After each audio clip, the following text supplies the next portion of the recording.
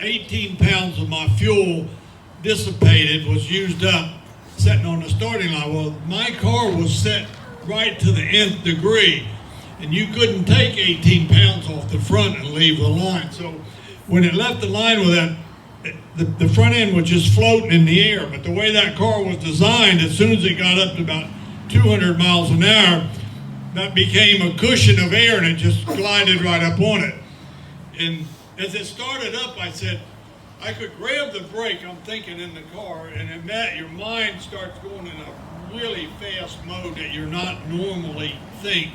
I could grab this brake and pull it down, but I might hurt a front wheel. And then I'll just back off the throttle a little bit.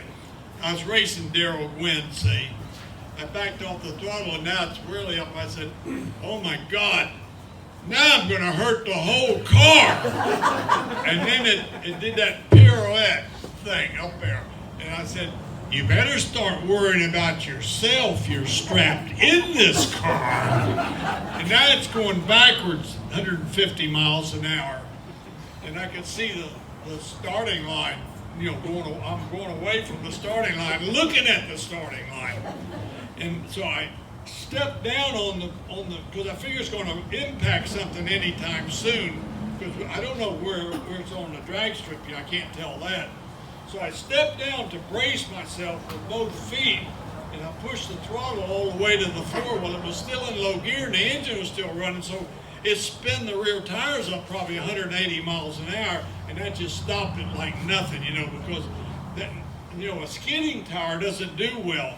But one spinning like that in the opposite direction is great, and it just stopped. But smoke went everywhere, and I'm completely enveloped in smoke, and I'm thinking, oh, I pray to God this don't run over somebody, because them photographers are all down at the end, and when they see something like that, they're coming, they're clicking their cameras, and they ain't thinking it might get them, And so I was praying that I didn't hit anybody and kill anybody.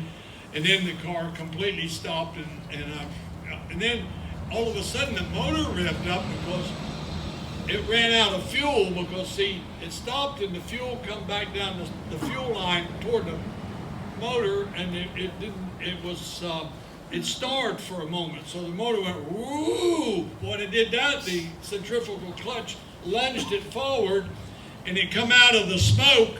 And the NHRA saw this dragster come out of the smoke that just did all this funny stuff, and they thought, oh my God, we got a dragster come into the starting line, and probably the driver's unconscious. Mayday, mayday. And they sent this truck out there to crash into it head on, so it's just kind of coasting along in the same lane that I raced in. And I looked down there, and here comes this truck, and I mean, it's really coming at me. And it didn't take a rocket scientist to realize that it was coming to get me, to make sure that I didn't go to the starting line and kill 15 or 20 people.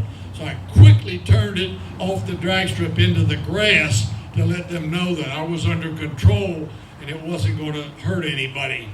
And then they asked me on TV, are you going to fix it tonight?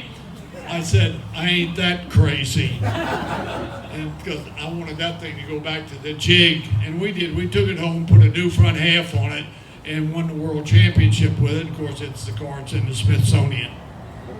When you watch the video, you'll actually see,